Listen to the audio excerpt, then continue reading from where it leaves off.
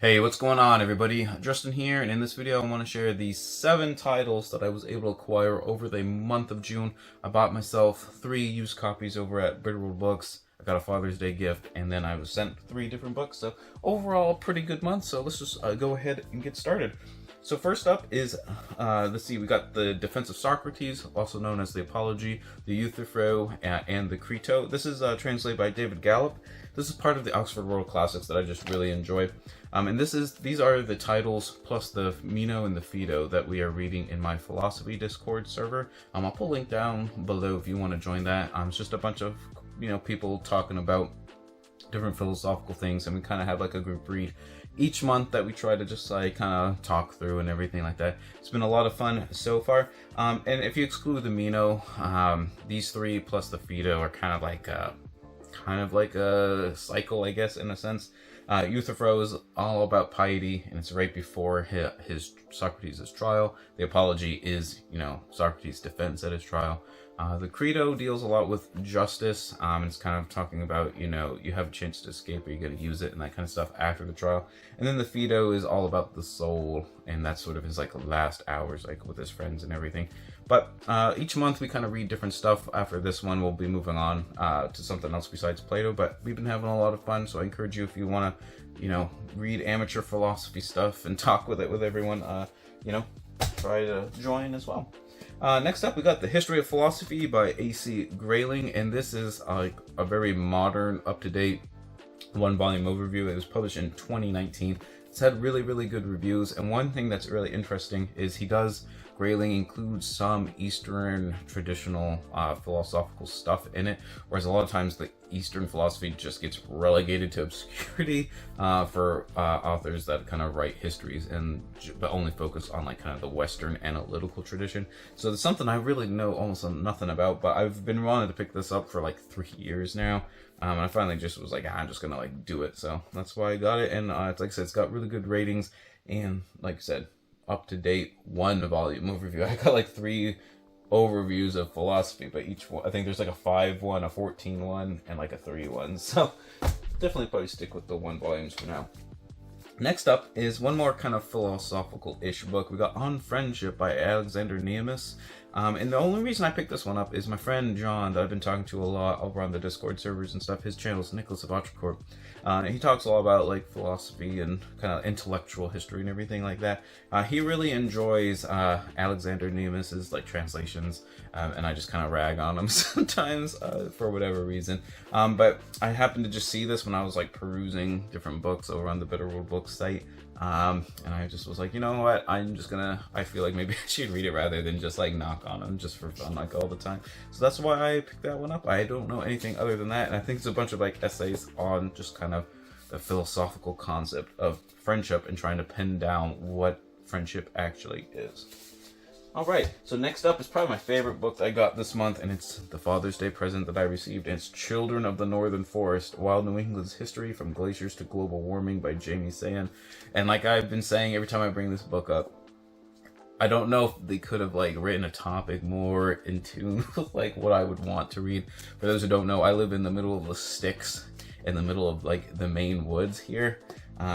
And so Children of the Northern Forest, dealing with New England forest, like Maine is like 90% covered with forest still, supposedly. It is. But this is kind of dealing with the, the flora and fauna and the ecology of these forests that I kind of like live in and stuff, but also dealing with like a lot of the modern issues with like land rights, the lumber companies, what they're doing good, but a lot of what they're doing bad and stuff.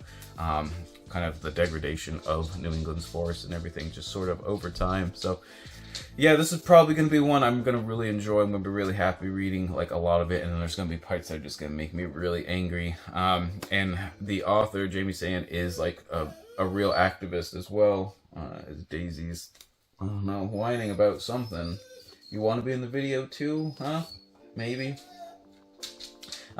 Anyways, he's a real activist. Like, he's gone to jail for some of his like pro-environmental activist activities and everything like that. So I know I'm going to really enjoy it. And then, just the cover with the links and the links cove is just really cute. Like, I've seen links in the wild one time, so it's just, that doesn't happen very often, so it's just really cool.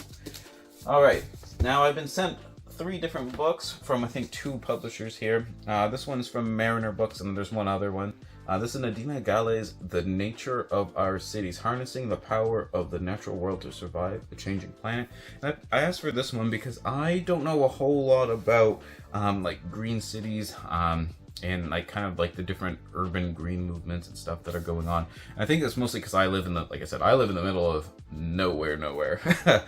So I don't go to cities very often. Just, you know, it's like literally like a day trip if I go to like a major city and stuff. So I just kind of wanted to read about like kind of what's going on to make different cities, try to make them more green, try to make them more eco-friendly, kind of the different research and things kind of going on with that. Just for example, like when you learn about like Singapore and how green it is, that's crazy, and I just don't envision that like happening like in the United States or anything like that. But the author is like, I think, an MIT laboratory researcher. She has her own laboratory at MIT, and she was like on the Forbes like 30 under 30 list and stuff. So I think this is gonna be really cool. And like I said, I'm hoping to like learn lots on, like I said, just urban eco stuff. Let's see, the other Mariner book one, might as well do that one as well, is Alexander at the End of the World, The Forgotten Final Years of Alexander the Great by Rachel Kauser. And I'm not a huge fan of Alexander the Great, for those who have like seen a lot of like my history stuff.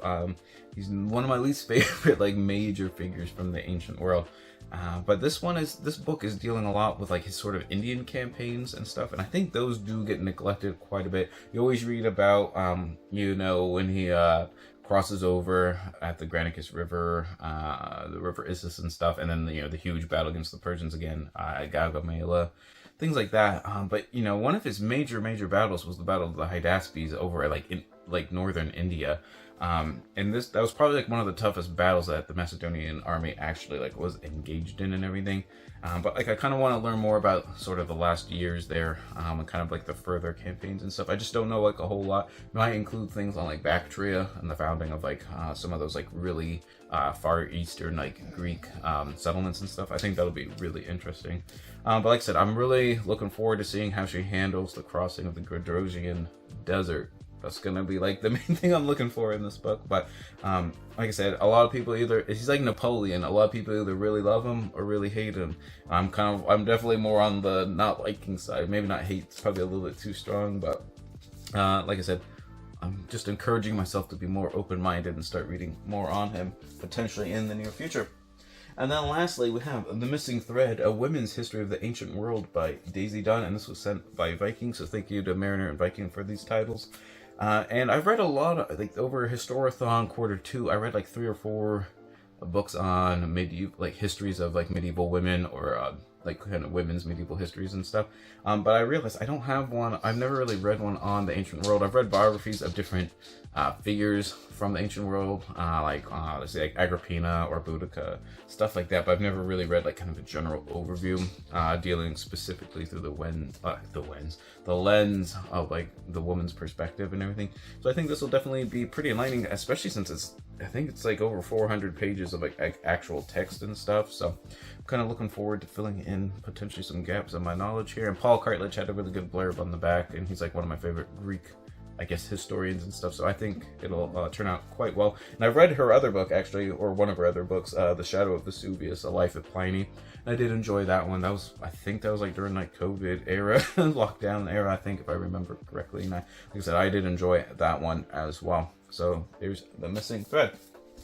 So there you have it. Those are the 7 books that I was able to pick up over the month of June. Let me know what your favorite book that you picked up in June is and what you're excited to get going on reading, because, you know, I'm always greedy, you know, I'm always looking out for recommendations and that sort of thing. But whether you're reading a book you picked up in June or not, read victoriously.